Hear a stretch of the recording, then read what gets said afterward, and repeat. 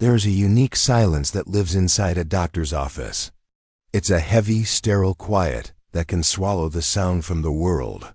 A moment where a few professionally delivered words can crack your life's timeline into a definitive before and a terrifying after. Outside that window, the world hums along, blissfully unaware. But inside, time freezes. The doctor's mouth keeps moving, forming words of explanation and reassurance. But all you hear is a distant, muffled foghorn in the roaring storm of your own thoughts. Your mind begins to race, a flood of worst-case scenarios playing out in hyperspeed. Is this it? Is this how I end up like Dad with a cabinet full of pills? Does this mean no more pizza nights with the kids? Will I have the energy to even walk the dog, let alone chase after my grandkids at the park? The questions are a relentless pounding drumbeat of fear against the inside of your skull, each one stealing a little more of the air from your lungs.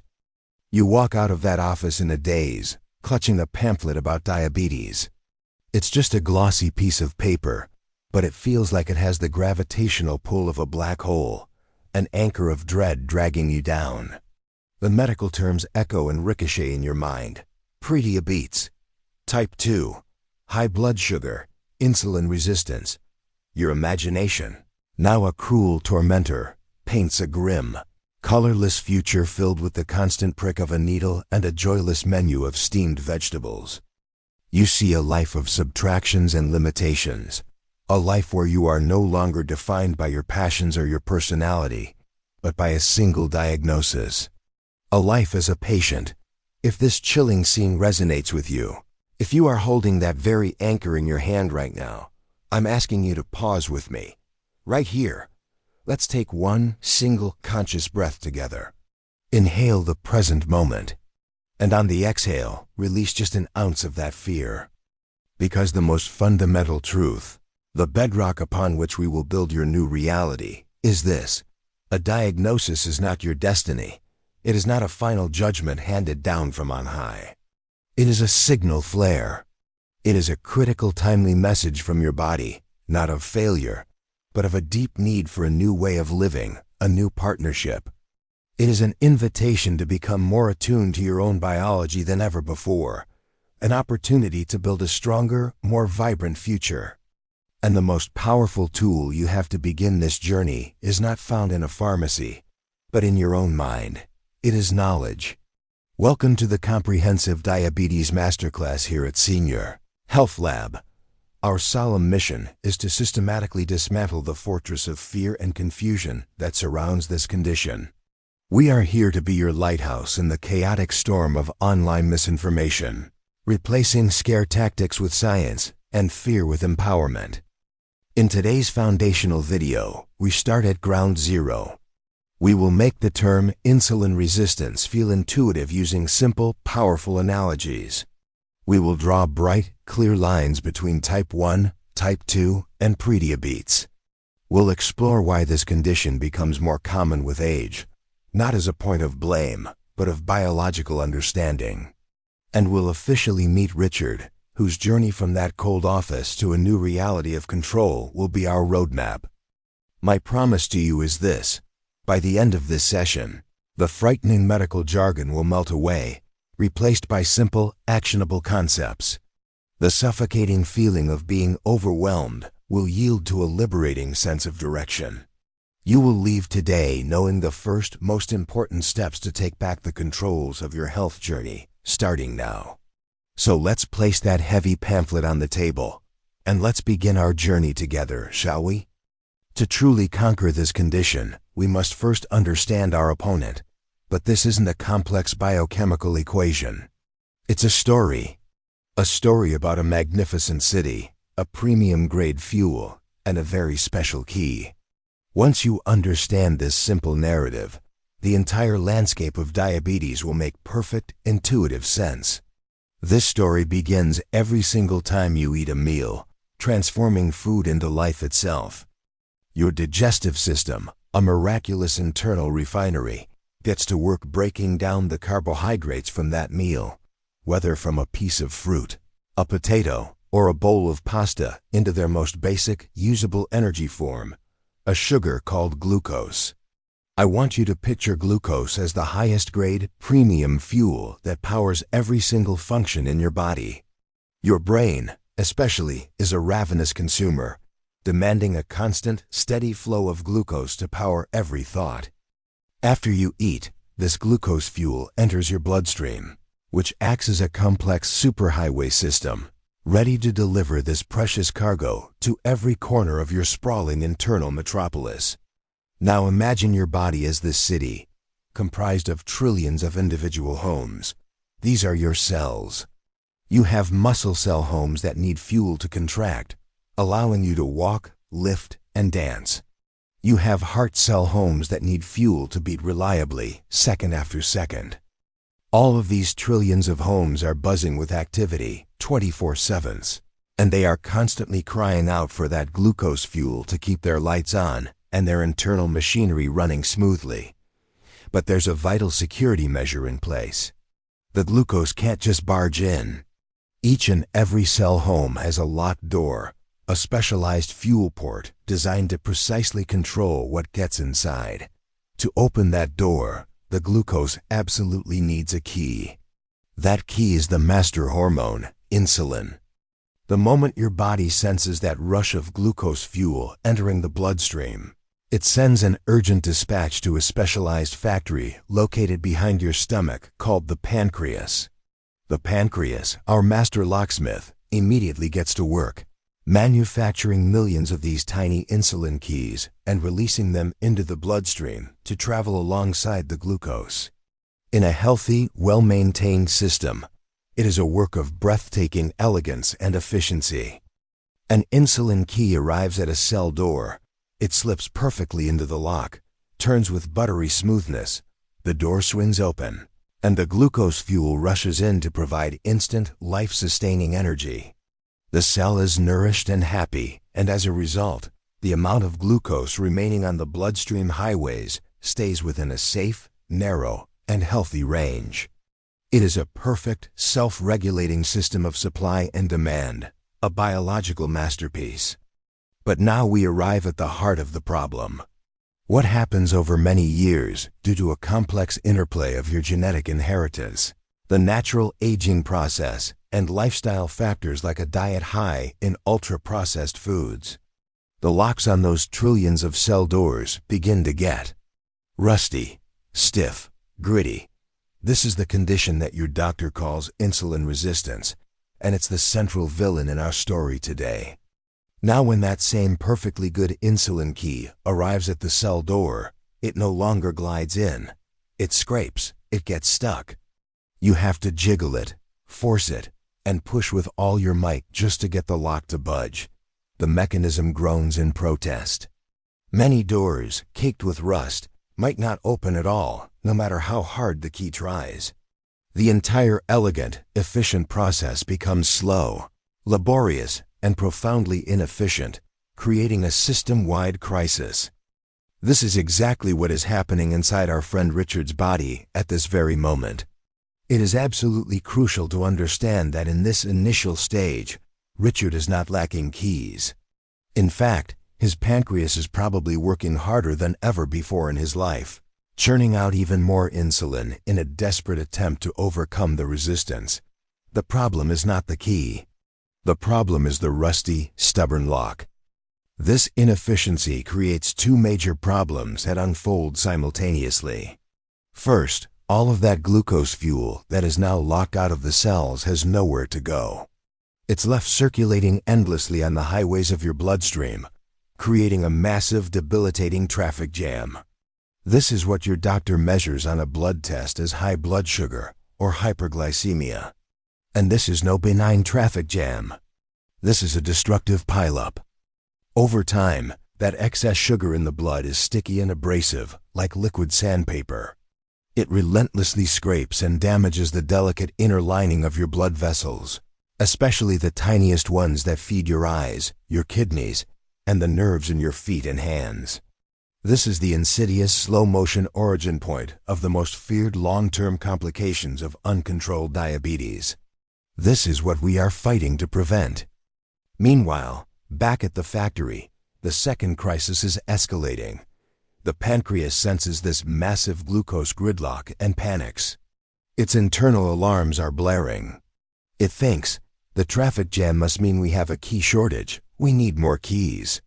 So it pushes the emergency override, forcing its machinery to run 24/7 at maximum capacity, desperately trying to flood the system with enough insulin to force open those rusted shut locks. For a while, this brute force method can compensate.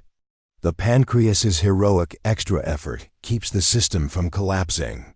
But after many years, this relentless, around-the-clock strain causes the key-making factory to become utterly exhausted. Its machinery begins to smoke, spark, and burn out. This is the tragic and predictable path from the early warnings of prediabetes to a full-blown type 2 diabetes diagnosis. But right here, at this critical junction, is where our work begins.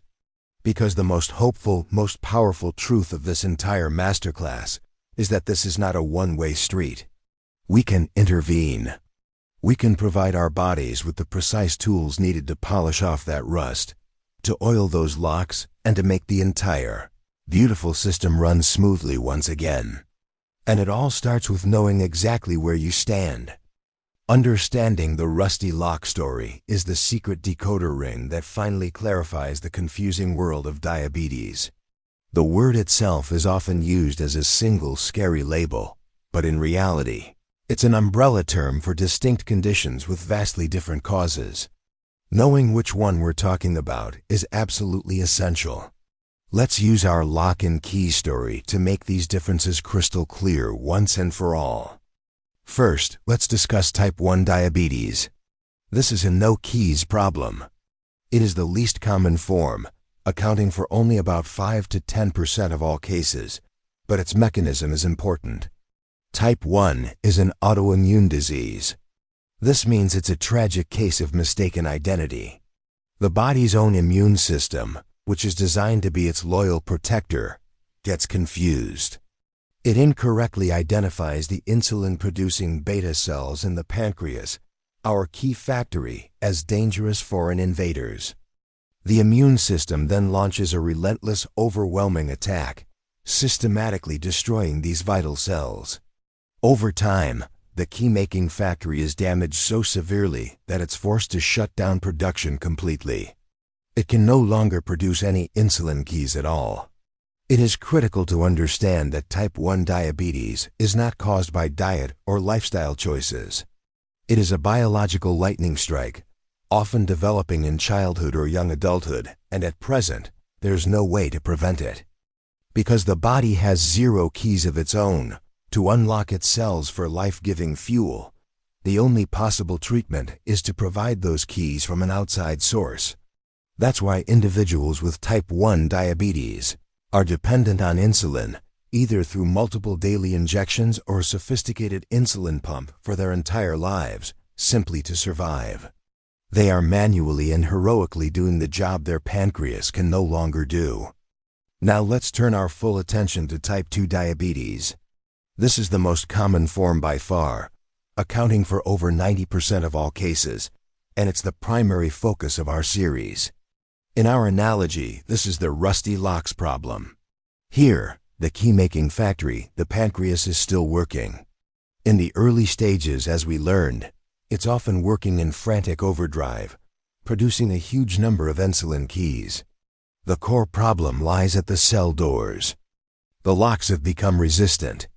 They're rusty from years of exposure to a combination of factors: a diet high in processed foods, a lack of physical activity, and excess body weight, particularly the visceral fat around the midsection. Your unique genetics and family history also play a significant role in determining just how predisposed your cellular locks are to getting rusty in the first place.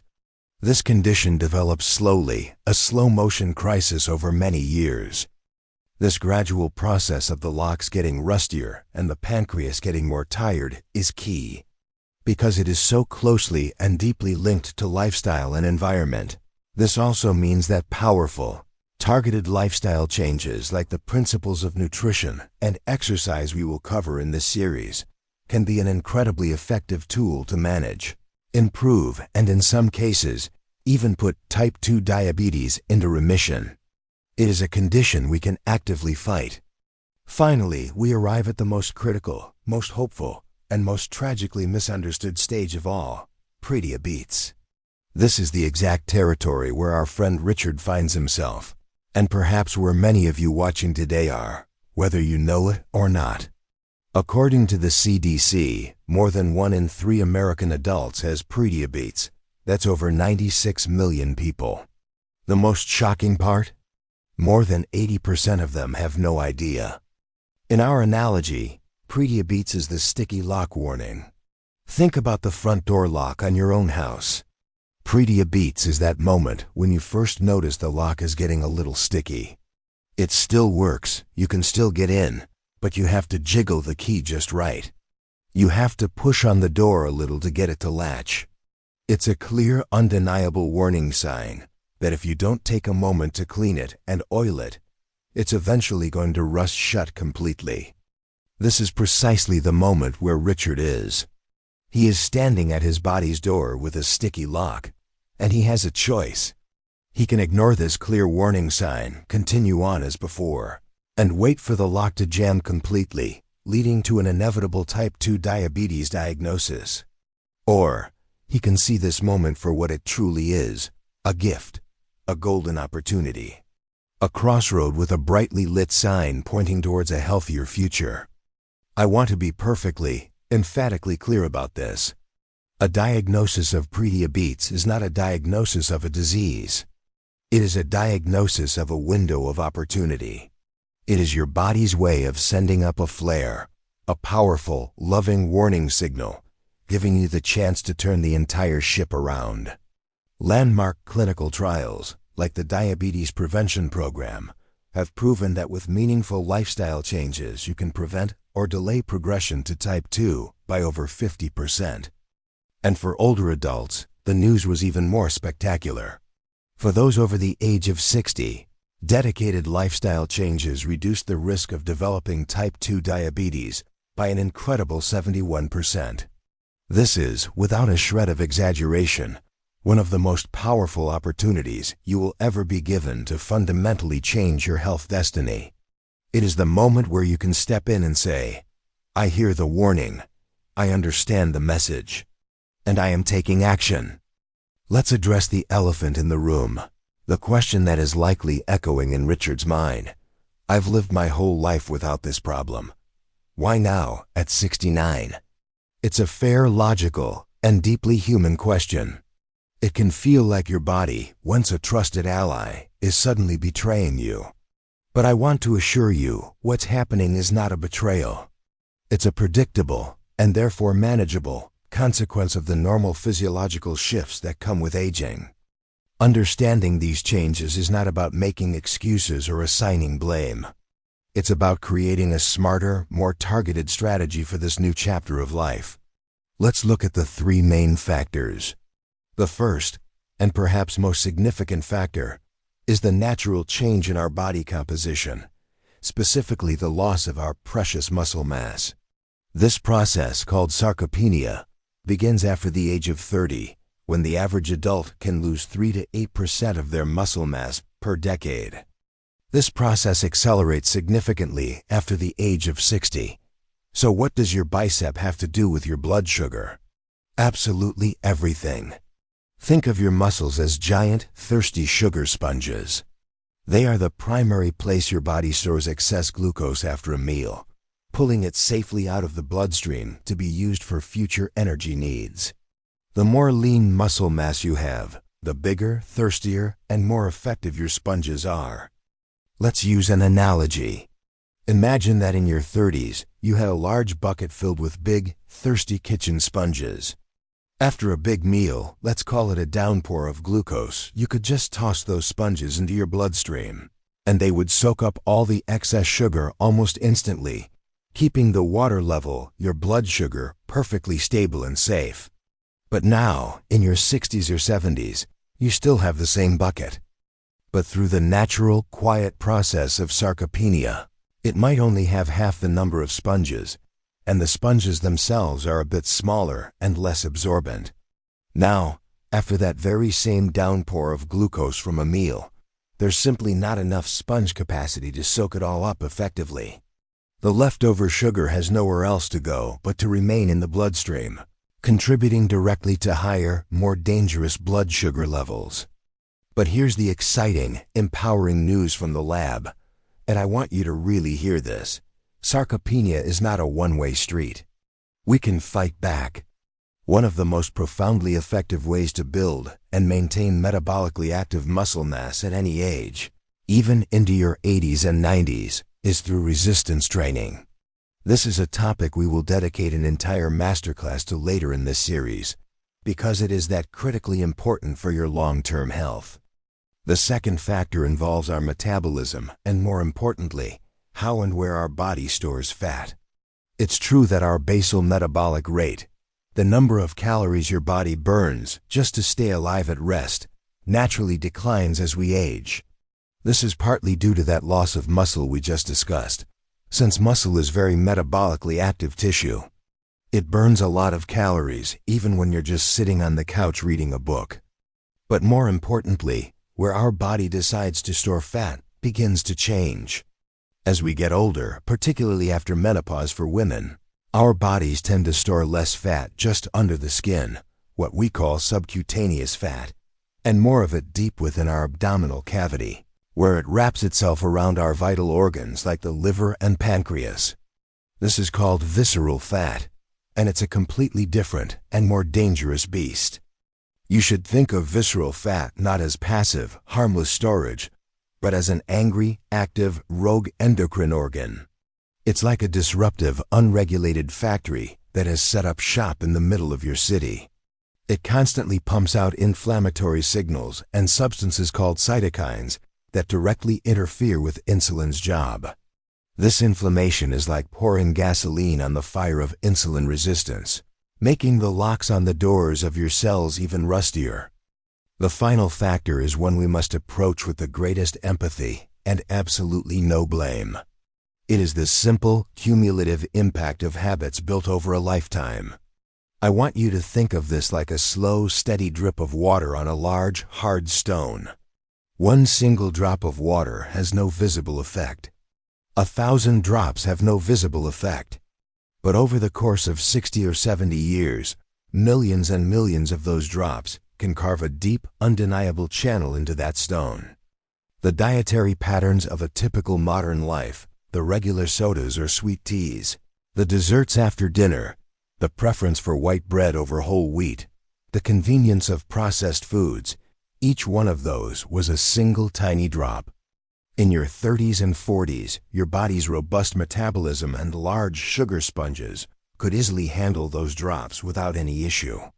But over time, the cumulative effect of those millions of drops has slowly worn down the system. This isn't about Richard being an unhealthy person his whole life. Like so many of us, he was living a normal life, raising a family, working hard, and making choices based on convenience and culture. But the normal American diet is unfortunately a slow, relentless drip of processed carbohydrates and added sugars. This is not about blame. It is simply about acknowledging that the game has changed and our strategy must change with it. So let's go back to Richard, leaving his doctor's office with that heavy pamphlet in his hand, feeling scared, isolated, and overwhelmed by the grim future he was imagining. But now, after our session in the lab today, what does Richard understand? He understands that his body isn't broken or betraying him. It's just that the locks on his cells have gotten a little rusty over time, a problem he can now actively work to fix. He knows he's in the Prediabetes stage, the sticky lock phase, which isn't a final destination but a golden opportunity to make powerful, life-altering changes. And he understands why this is happening now, not as a personal failure, but as a normal, predictable, and manageable part of the aging process. The light of knowledge has replaced the darkness of his fear. And that is the entire singular goal of this series. We are going to give you the tools, the screwdrivers, and the polishing cloths, through nutrition, Exercise and lifestyle changes to clean off those rusty locks, improve your insulin sensitivity, and manage this condition with a newfound sense of confidence and hope. And our very first tool, the one we will tackle in our next session, is perhaps the most important and most misunderstood one on this entire journey. In our very next masterclass, we will dive headfirst into the single most powerful and most maligned nutrient for managing blood sugar: carbohydrates. We've been told for years to fear them, to avoid them at all costs as if they were poison. But the truth, as we love to discover here in the lab, is far more nuanced, exciting, and empowering. We are going to teach you how to make carbohydrates your ally, not your enemy, in the journey to stable blood sugar.